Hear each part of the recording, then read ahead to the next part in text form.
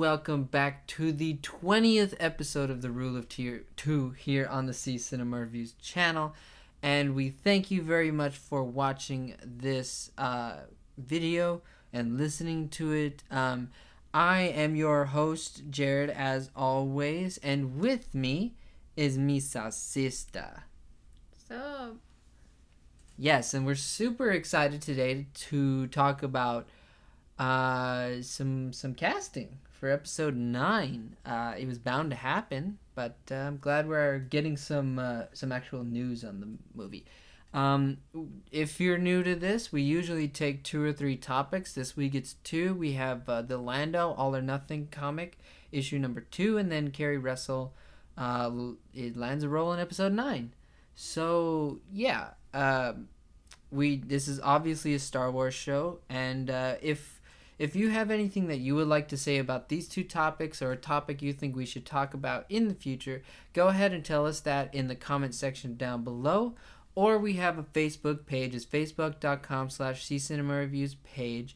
That link is in the description, and we're also on Twitter at ccinemareviews. That link will also be in the description. So definitely tell us your thoughts on one of those 2 platforms or here on YouTube.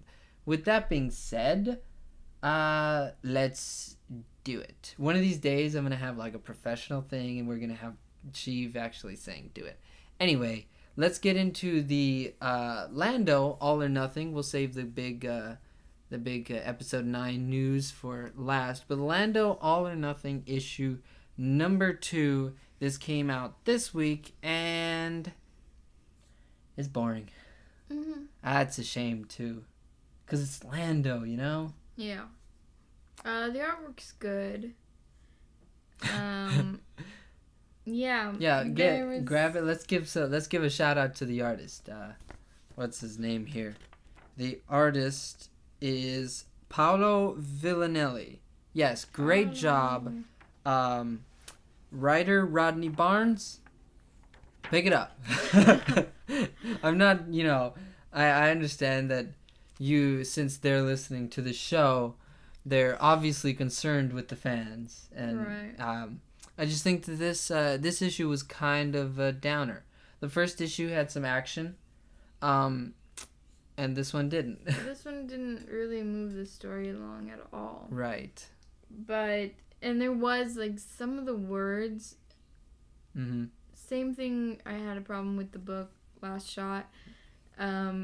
There was at one point I think he was like, "Just chill out, man." Yeah. And I was like, chill out. They don't say that in Star Wars. Right. But there was also another time where I really liked what he said, and I think it was something like, "Your suffering will be legendary." Yeah. And that part I was like, oh, okay. It's pretty awesome. This is the Lando I know. He's being a little too big for his britches. But as far as what goes on in the comic, yeah, I don't really have. There's not. The title is Lando Double or Nothing. Oh, right, double. Double. I think we said all. We did. It's double or nothing. I'll take nothing. Yeah, for this issue, pretty much nothing happens from the last one to this one. Yes, Lando does. This is a spoiler, okay? Spoiler. For a comic. So if you're watching this show, like, come on, read the comic. Or don't. I wouldn't recommend it. Well. But the run is also not done. Right. Yeah, this one could just be the worst one of the run, and, whatever. Anyway, for what happens, the only thing that really happens is that Christus, I believe is her name, she gets captured, and then so does Lando, and that's pretty much it. But like nothing else happens during this issue, and I wish something did.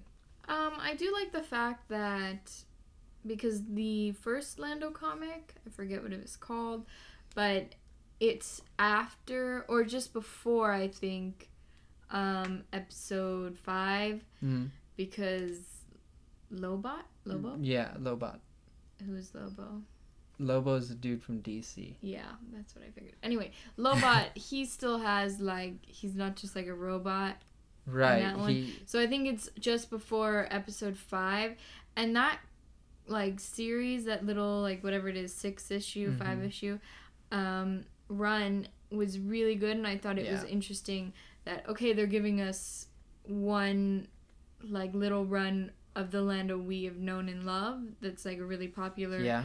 He's a really popular character because everybody loved him. The OG Lando. Yes, and then everybody loved him in Solo, so now he's getting his own comic here, and that's fine. That's great.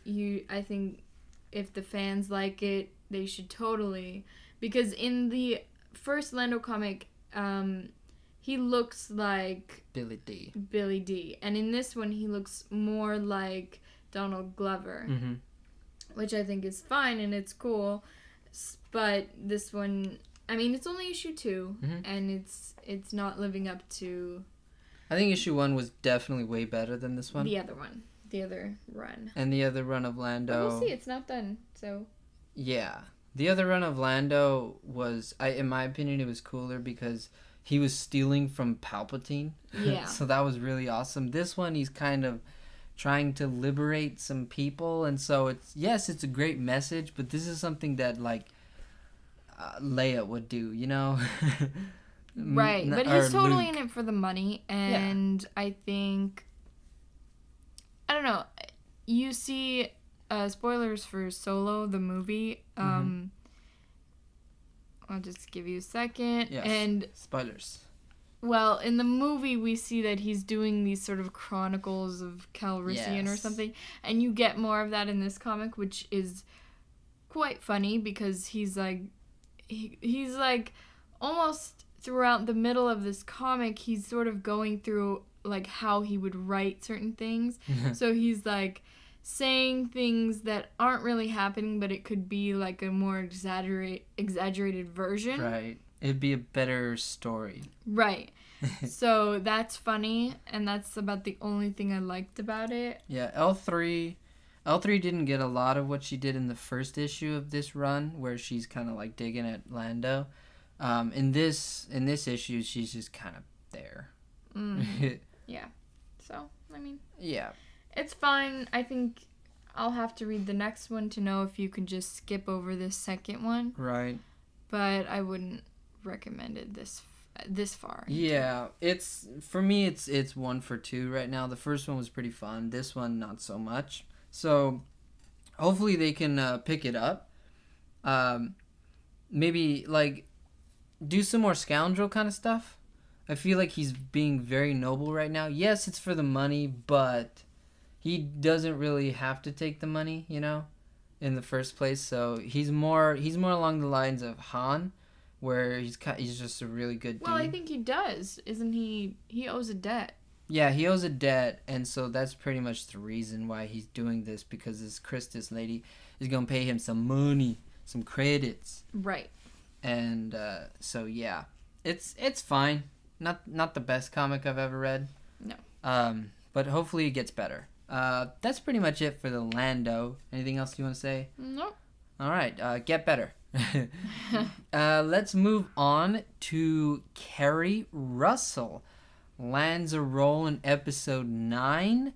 It's a weird transition. Yeah. And the official thing is that Variety said that the character that she's going to portray is it's an action heavy role, which you haven't seen it, but I have seen about 2 seasons of The Americans, which is her show on FX right now, and she's really good in it. She does some really good hand-to-hand combat, some gun stuff.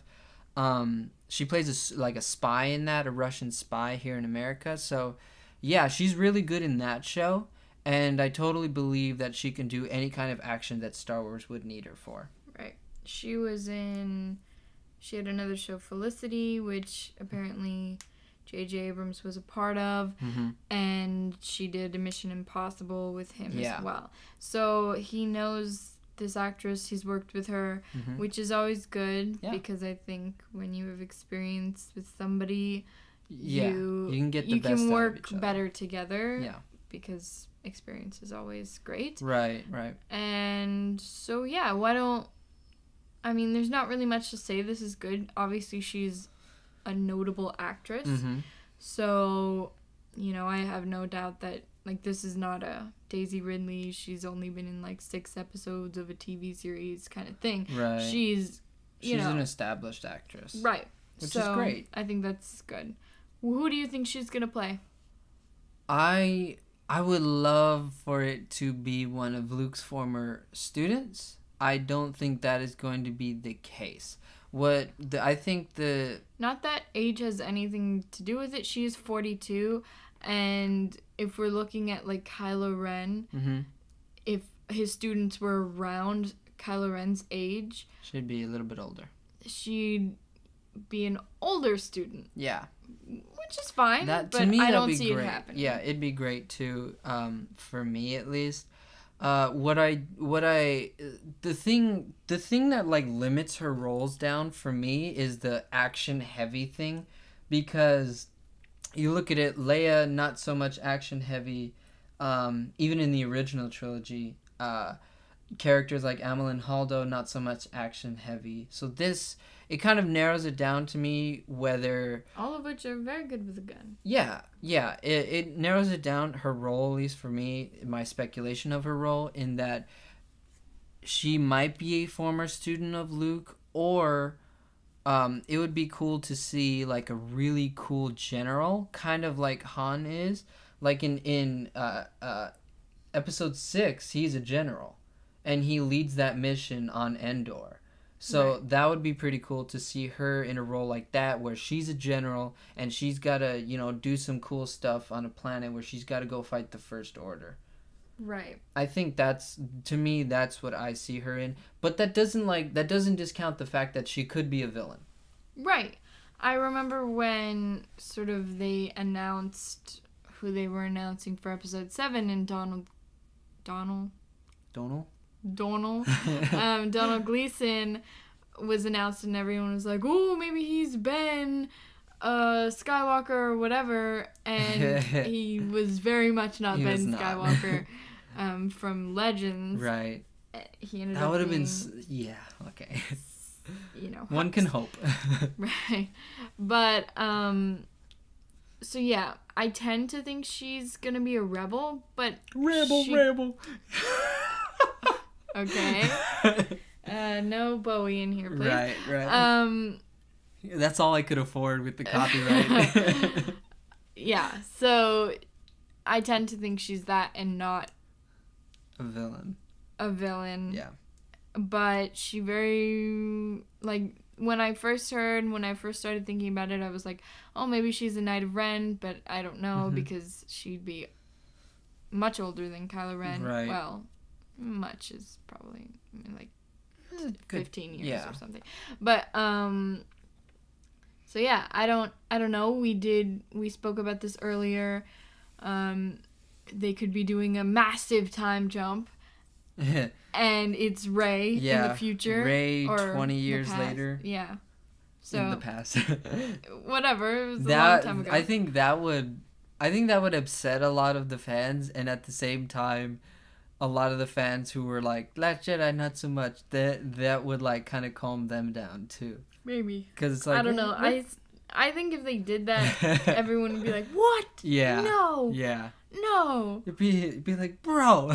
Yeah, I don't think it would calm anybody down, but it's an interesting thing. I think they look sort of alike, I guess. I think we should. Here's what we'll do. I'm gonna do some cool editing, and we're gonna have some percentages. Okay, we're gonna have some percentages. Good guy or villain. All right.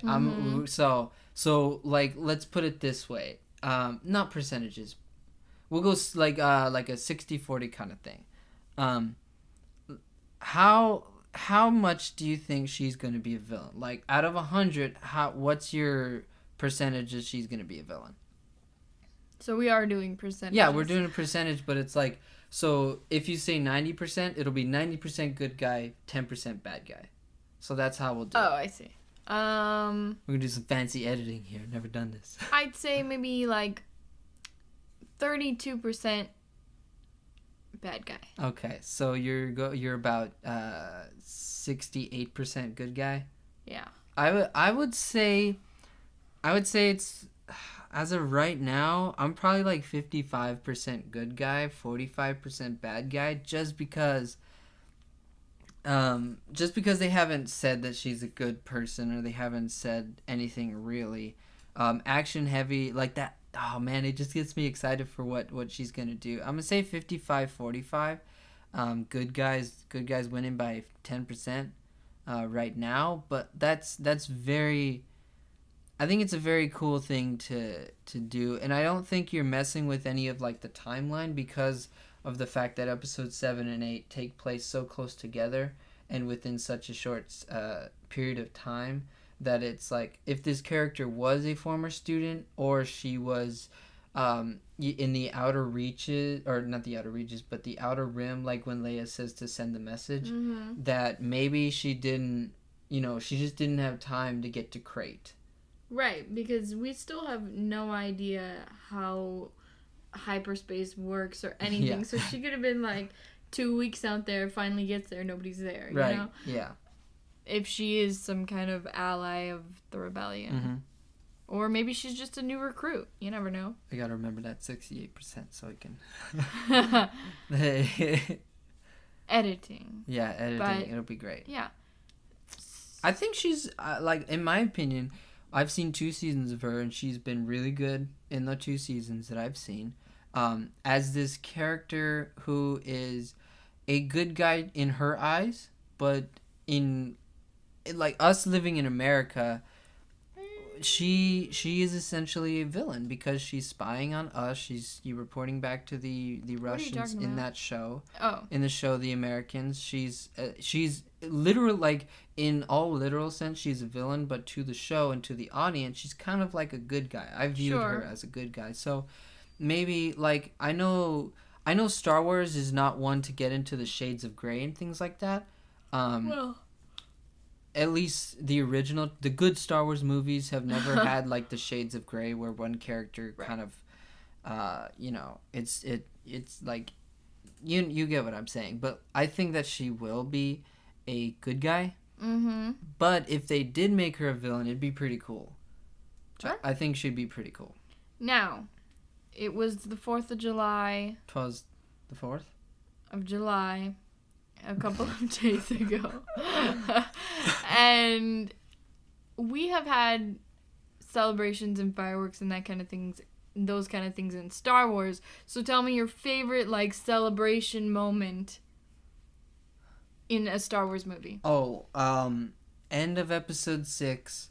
Not the Ewok stuff. The best celebration to me was seeing Yoda, Obi-Wan, and Anakin Force ghosting it up, looking at Luke and Leia. I think that was the best celebration, because it was those 3 people who have lived and died, and it was their celebration of the fact that good wins. It's like, yes, the Ewok celebration is great, and yes, the tragedy that is episode 4, the end of that, where Chewbacca doesn't get a medal. Yeah. I think that one kind of, that's the only reason that I like the other one better, is because Chewbacca didn't get a medal. But at the end of I do like that episode 4 one, though. Yeah, it's really good. Like, that might be my favorite one, because it's like the kickoff to greatness. Yes. And I don't know, everybody just looks so happy, and Han buttoned his shirt. Yes. And that was nice, I guess. And so that might be my favorite, like, celebration moment. Yeah. But I just wanted to ask you that, since it was a holiday. It was a holiday. But I do really enjoy episode 1, celebration. Oh no. On Naboo. I like that one. To each their own. Because she wears, like, that great costume, and then there's this, like, glowing ball thing that they put in the air and everyone cheers. I know. And then I think in one of the... They totally got some, like, their version of Fireflies and put that in there. Sure. And, the costume that Padme wears, I think Leia also wears in the book. Leia Princess of... Oh, okay. Oh, right. In one of the stories, spoilers for that book, she wears some clothes, okay, people? Padme's clothes, basically. I'm sure they were altered. That's not so much a spoiler. It's more like an Easter egg kind of thing. Right. So every time I think of that, I think of Leia and all this. Yeah. But I do think I like the celebration moments in Star Wars. Even Episode 6... I really like that when the three of them sort of get together. Right. Han, Leia, and then Luke. And then Lando's like just kind of he's chilling like in the background, like clapping. He's chilling with Chewie. That's pretty cool. They're they're just like kind of hanging out. Yeah. So Star Wars celebrations, they do them really well. Mm-hmm. Yeah, they know how to look happy on screen. Right. Yep. Which is great. Yeah, I just like the whole. And the great, like, to me, one of the best things was the fact that, like, you saw Obi-Wan and then and Yoda there, and then Anakin shows up. Like, it was like, yes. He's like working on it. Oh, I got it. They're gonna finish the celebration. Yeah. Gotta materialize. It's like Qui-Gon never figured it out, but Vader did. Right. Well, I'm sure he did. Eventually. Yeah, Obi-Wan. Well, I mean, yeah. After he got like redeemed, Yoda, as soon as like he died, Yoda was totally like, gotta teach you this. Right. Yoda and Obi-Wan were like, come on. But yeah, Star Wars does celebrations really, really well. I just like the feeling that they give you after. You're like, yes, we defeated the Empire or whatever. Even in Episode 7, they kind of have a little... there's a cheer. Yeah, there's a cheer. Leia puts on a pretty dress. Yeah, like it's not It's not even the end of the movie, because the end of the movie is the Luke thing. But like that little cheer and celebration. But it just makes you feel so good, and like we've been on this adventure. Now we can all like, take a sigh of relief because, we're gonna live to fight another day. That's right. So I do think that one of the more underrated ones is The Last Jedi.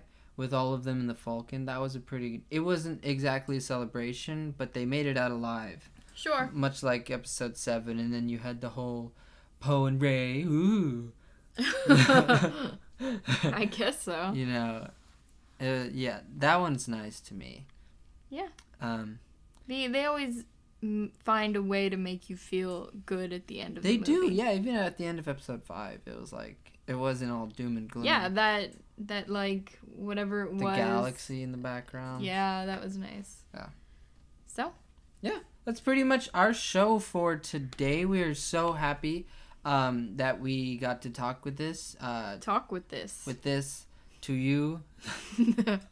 But yeah, definitely tell us your thoughts in the comment section down below or on Facebook, Twitter. Like I said, links in the description. I'm super excited to see what Keri Russell lands. I'll get on that editing. I'll probably have to do some YouTubing, figure out how to put a percentage bar up there.